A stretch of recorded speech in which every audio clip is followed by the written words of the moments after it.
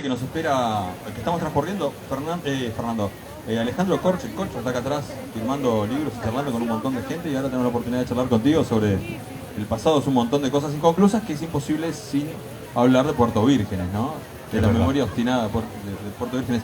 Y ahora que están los dos libros ahí arriba, bueno, Claudio es escritor, publicista. ¿Qué es lo que no sos? Escritor, publicista. ¿Te gusta que te digan publicista? Sí, sí. ¿O creativo publicitario? Bueno, prefiero más ese lado, ¿no? Porque es lo que realmente me ha cautivado la publicidad, que es todo el trabajo de contenidos, digamos, más que el trabajo, digamos, o lo que hace al negocio de la publicidad. Entonces lo dejamos por ahí, por creativo publicitario, por redactor, en fin. Ese es el lugar. Redactor creativo, que es un... Bueno, si lo que pasa es que es un oficio en realidad tramposo, ¿no? Porque hemos definido con un adjetivo, digamos, lo sustantivamos y lo convertimos, nos apropiamos ingratamente de algo que pertenece a cualquier actividad, claro, y no solamente a la publicidad. Claro, claro. Bueno, decía que es imposible hablar del pasado sin hablar de la memoria obstinada, ¿no? Digamos que después de un cierto tiempo, no me acuerdo cuántos años, no estudié esta parte, pero después de un cierto tiempo en el que no habías escrito, tiraste así, lanzaste estas dos novelas que de alguna forma son parientes y de alguna forma también vienen a saciar las ganas de escribir, ¿no? Todos tenemos ganas de escribir, de contar, de decir historias. No todos podemos escribir una novela, pero todos podemos contar un cuento. Sí, es así. En realidad yo creo que sí, absolutamente. Es decir, estamos hechos de historias, estamos construidos por ellas, ¿verdad? En realidad esperé como 30 años para entrar. ¿30 fueron? Bueno, sí, desde la publicidad hasta ahora pasaron 30 años. Y yo creo que en el fondo fue un acierto, porque lo que hice de alguna manera fue esperar que sintonizara mis intenciones de escribir con lo que verdaderamente quería escribir y del modo que lo quería escribir. Y bueno, y eso me hizo feliz, y me hizo tan feliz que en realidad decreté para mi vida un año sabático para poder terminar esta trilogía que comienza con estos dos libros y que termina con el próximo. Eso te iba a decir, ya la dejaste ahí como picando, que viene uno más. ¿Cómo? Nada, simplemente como dato, porque no puedo dejarla pasar. ¿Para cuándo? Más o menos. Bueno, no sé, viste que uno se pone fechas de finalización que a veces cumple, otras veces no cumple.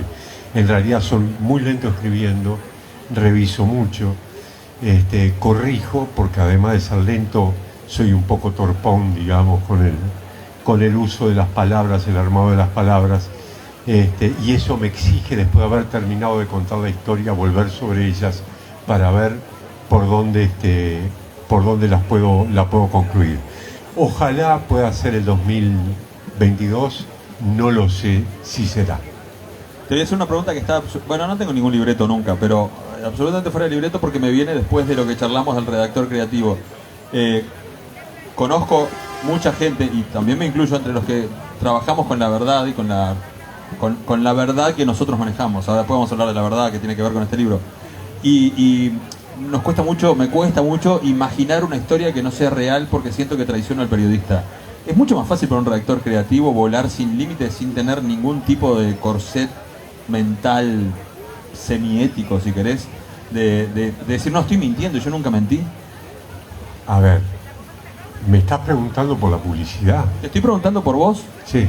Si sentís que es más fácil, porque siempre inventar un montón de personajes y de historias que tienen anclaje en Piriápolis y un montón de cuestiones reales, pero que vuelan, y no necesariamente tenés que pasar por el cernidor de que tiene que ser verdad porque yo trabajé con la verdad. No, bueno, sí, no.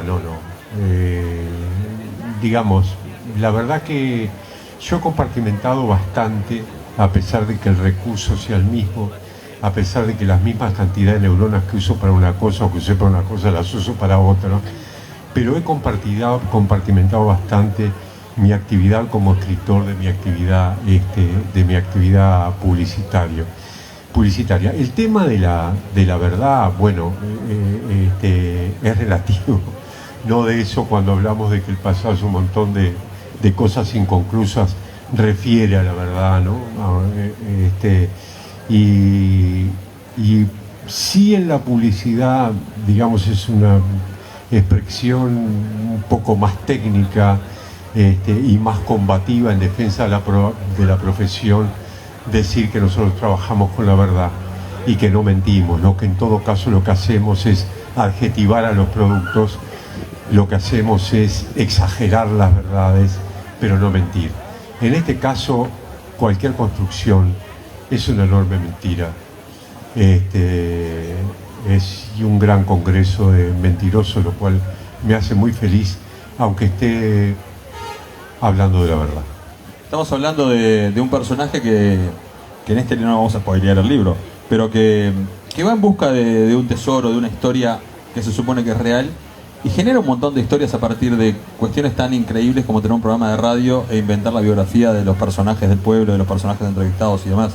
Hay ahí un juego muy interesante con la verdad y cuál es la verdad y cuántas verdades tenemos, ¿no? Porque juega con eso, a pesar de estar buscando un hecho verdadero o supuestamente muy verdadero.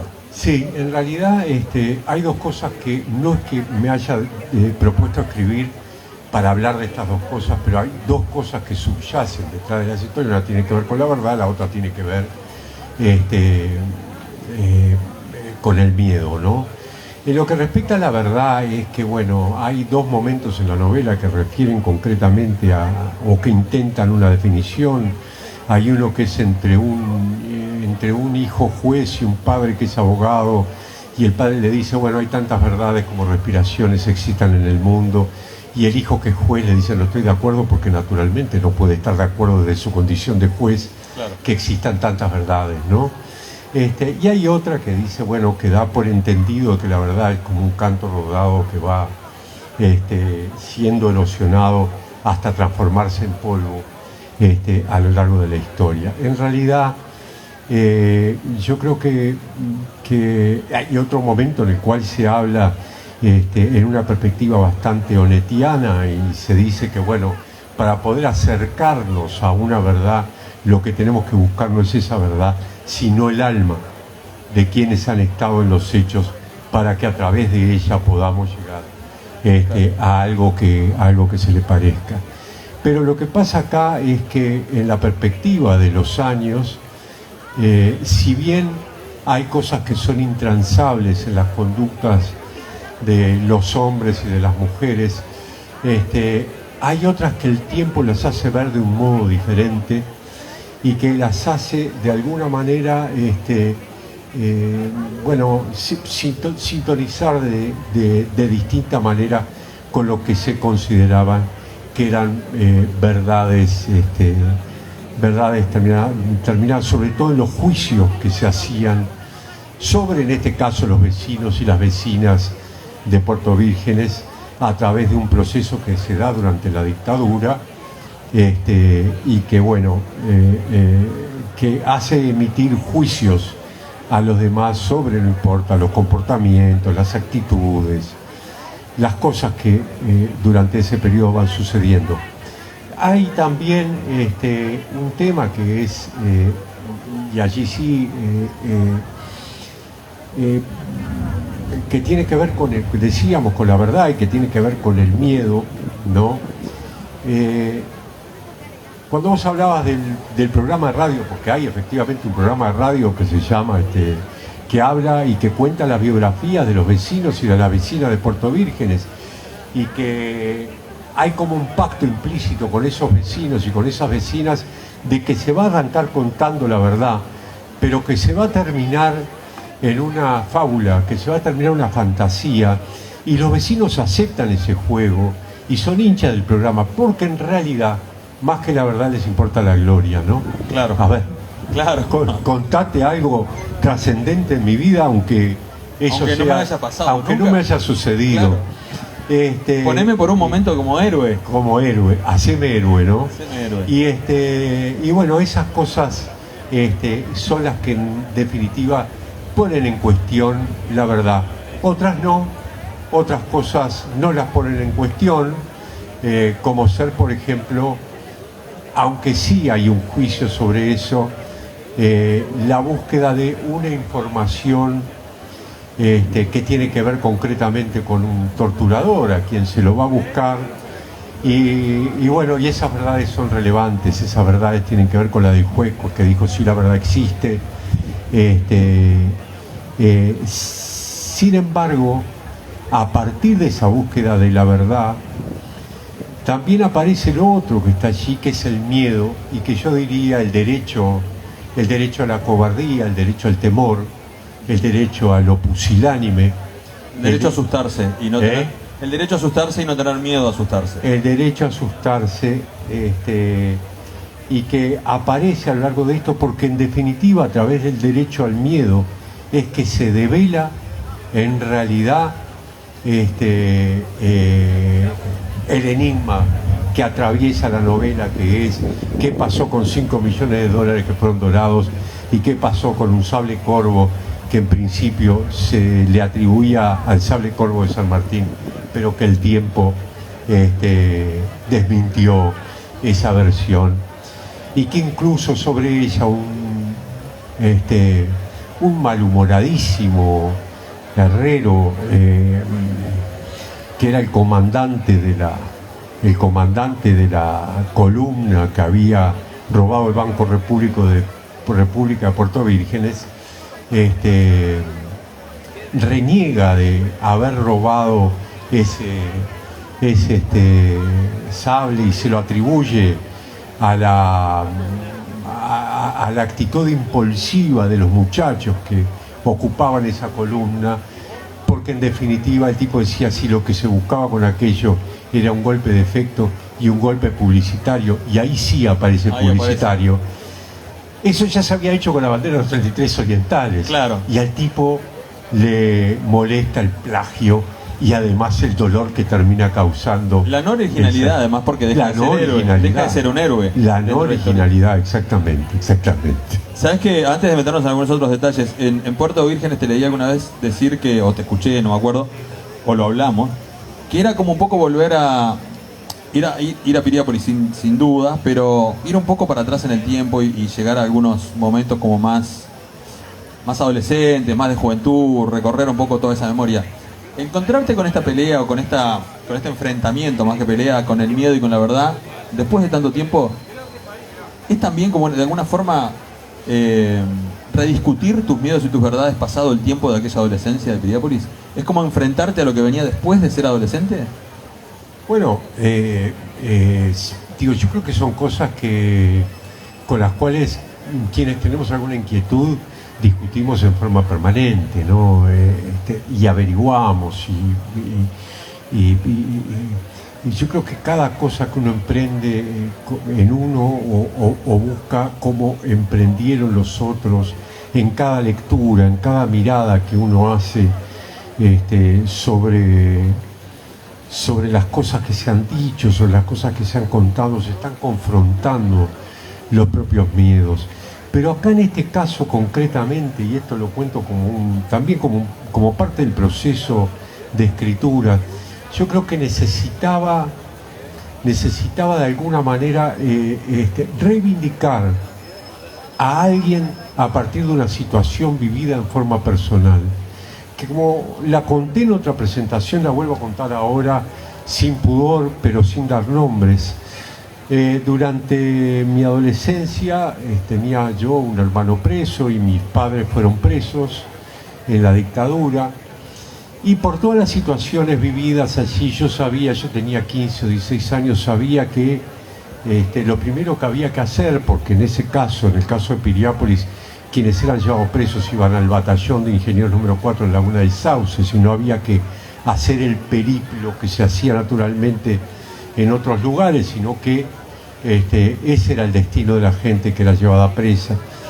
Y había que llevar un colchón que nunca les iban a dar, había que llevar tabaco que nunca les iban a dar para fumar, pero había que generar algún acto de presencia con tal de sentir cierta cercanía con las personas que habían sido llevadas presas, y capaz que algún error les permitía llegar a algo de lo que uno llevaba. Y entonces fui a buscar a alguien para conseguir una camioneta que pudiera cargar con los colchones, en fin, con las cosas, y decirle, me llevas hasta allá. Y esta persona se excusó diciéndome que tenía una reunión con alguien que estaba llegando en ese momento que tenía una reunión con alguien y que no me iba a poder llevar. Yo naturalmente en ese momento y con esa impronta entre inconsciente, sin una aproximación al miedo clara y menos al miedo de los otros, Claro. no, sí tal vez a los propios, pero no a la consideración que podía generar el miedo de los otros, me di vuelta sin decir nada y me iba. Cuando me iba, aparece la persona con la cual iba a tener la reunión, esta otra persona. Y esta persona me dice, ¿qué pasó, Claudio? Que me enteré que tus padres que lo llevaron, en fin, y le digo, sí, lo llevaron, justamente venía a ver si me podía arrimar hasta el cuartel para llevarla. Y esta persona me dijo, yo te llevo. Es decir, la persona que iba a tener la reunión, Claro. con esta otra, me dijo, yo te llevo. ¿Vos me llevás? Sí, claro. Bueno. Y yo por 2-3 años tuve un enojo tremendo con la otra persona, sobre todo con el desenlace que había tenido esto, hasta que me di cuenta que él tenía derecho al miedo, ¿no? Yo digo, esto no lo cuento de la parte de la victimizándome, ni mucho menos esa situación de que un pobre botija de 15 años, no, el miedo era el miedo. Sí, sí. Y esta persona, que además tenía vínculos con la izquierda, tuvo una cosa tan sana como decir, flaco, si voy para ahí yo no sé si no me dejan. No sé si vuelvo. No sé si vuelvo, ¿no? Y creo que eso de alguna manera que siempre estuvo en mí y la necesidad de reivindicarlo y de reivindicar su miedo me llevó o me hizo deambular por parte de esta historia que tenía que ver con eso que llamamos el derecho al miedo. No tuvo que ver directamente conmigo, tuvo que ver con él, tuvo que ver con otras personas. Yo, por suerte, fui bastante cobijado en Piriápolis por el pueblo, cuando en ese momento que mis padres no estaban, que mi hermano estaba preso, que el otro estaba en España, en fin, fui muy cobijado. Quiere decir que no tengo reparos ni reproches, pero sí se vivieron situaciones algo desencantadoras con alguna gente que andaba preocupada por el pueblo de no ser visualizada con quien pudiera comprometerlo en su libertad.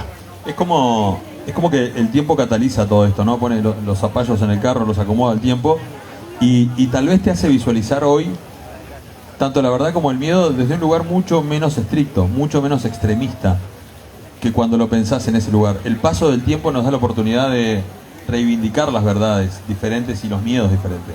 Absolutamente. Sí, y de entender muchas cosas que uno tal vez en su momento fue incapaz de comprenderlas. No sé, a ver, esta historia, es muy importante una cosa, esta historia no está escrita por eso.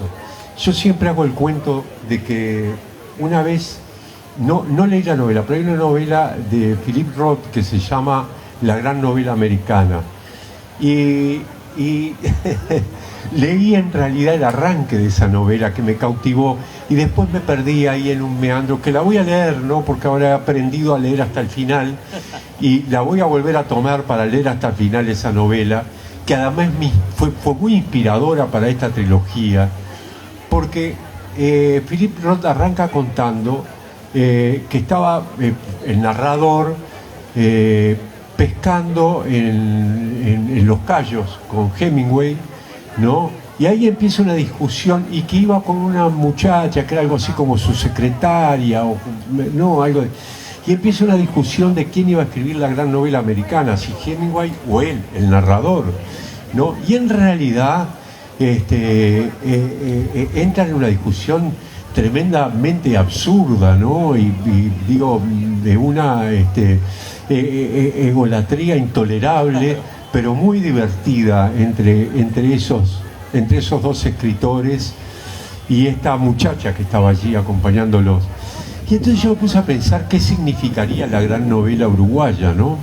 Por supuesto, no con el espíritu ególatra de ellos dos, sino cuál sería la significación. Y yo, de un modo bastante primitivo y pequeño, dije, sería una novela que transversalizara las distintas épocas del país. Y ahí me largué a escribir la primera novela de la memoria obstinada de Puerto Vírgenes, que arranca en los 50, que atraviesa los años 70, que cae en la contemporaneidad. Después me metí con una que habla del sitio de Montevideo, que habla de la batalla de Arroyo Grande, que atraviesa los años 40 y que llega a la contemporaneidad. Y ahora estoy metido en una novela que arranca que arranca por el campamento de purificación con Artigas, que llega a la contemporaneidad y que termina hablando del año 2050. Ahí voy.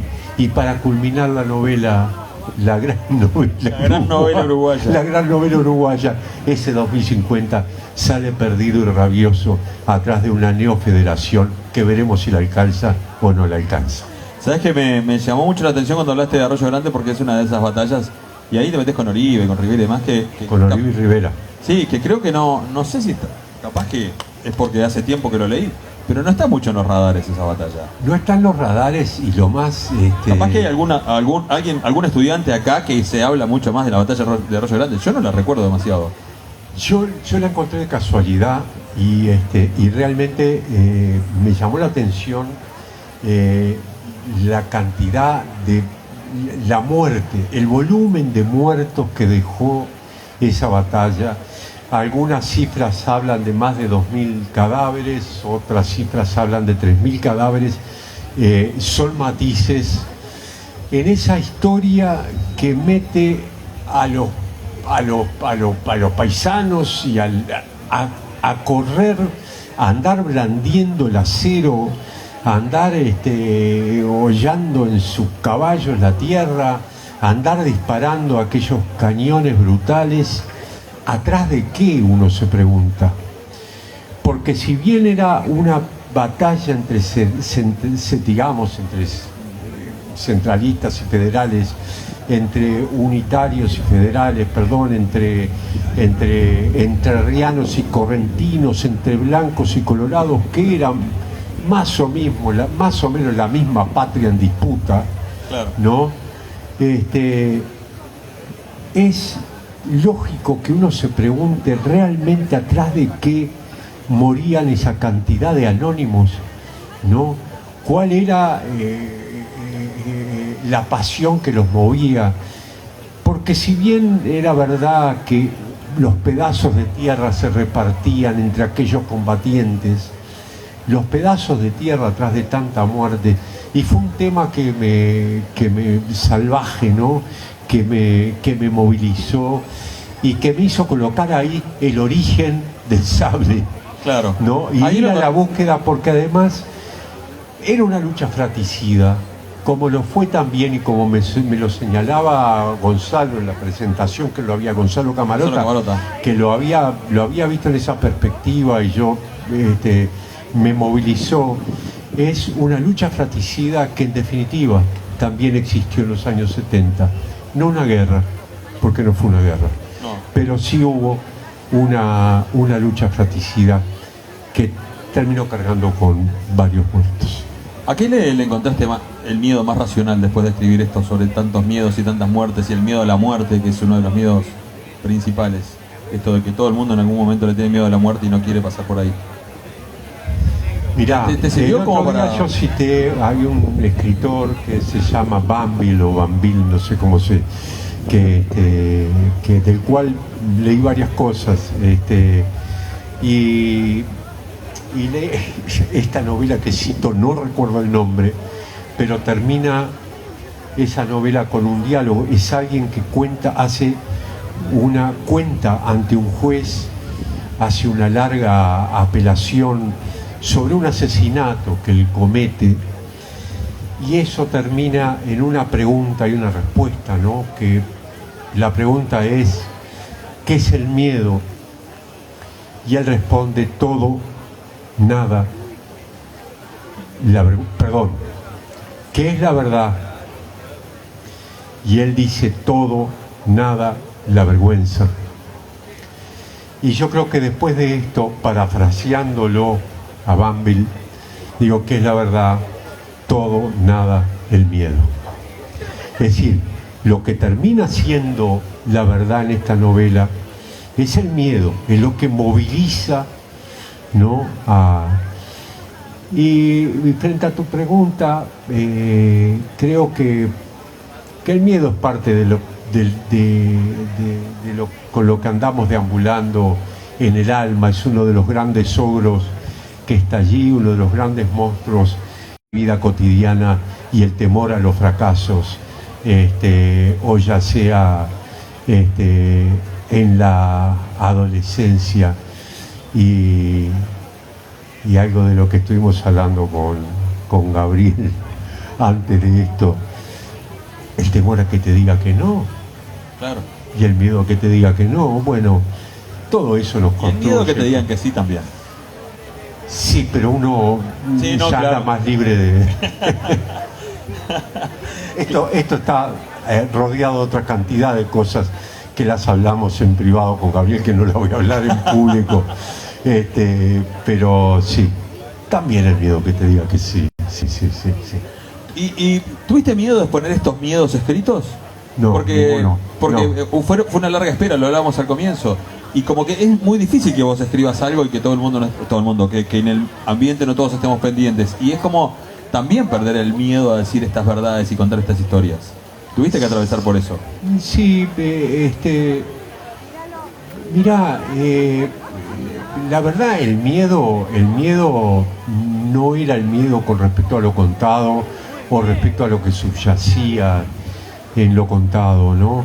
El miedo es inevitable. Mirá, en la primer novela me sentí tan pleno después de terminar de escribirla que una poeta muy querida, Gladys Castelvecchi, me dijo que una vez había encontrado en esta feria, cuando era otra feria, que era la feria de Nancy Bacello, y le había dicho que ella había encontrado en unos poemas que había escrito lo que ella necesitaba encontrar en el momento que los leyó.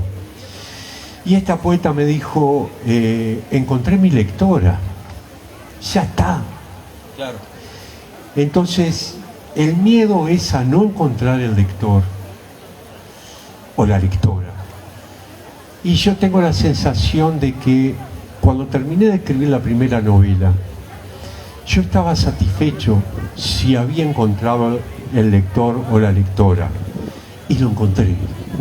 Lo encontré porque alguien me escribió hablándome de la novela con esa y para mí ya estuve satisfecho. Después la novela tuvo otros rumbos que me dejaron más pleno. Ya en esta segunda confieso públicamente que no me iba a ser suficiente encontrar el lector o la lectora, sino encontrar a los lectores y a las lectoras, porque así como en la primera se me había ido el alma, en esta también se me había ido el alma en la búsqueda, pero ya aspiraba a un poco más. Y bueno, ese tal vez era el miedo que yo podía tener mientras escribía. Gracias, Claudio, placer de verdad, Claudio Inverniz, y todos los lectores y lectoras que quieran pasar por Estuario, queda aquí atrás en la esquina, ahí está Martín esperándolos para Puerto Vírgenes, para la memoria inconclusa de Puerto Vírgenes, o para el pasado es un montón de cosas inconclusas, 2 nombres que hay que aprender de memoria para hacer presentaciones. Gracias. Porque soy un botija de nombres largos. Sí, claro. Gracias, Claudio, placer de verdad. Gracias a vos. Ya estamos esperando la tercera. Gracias a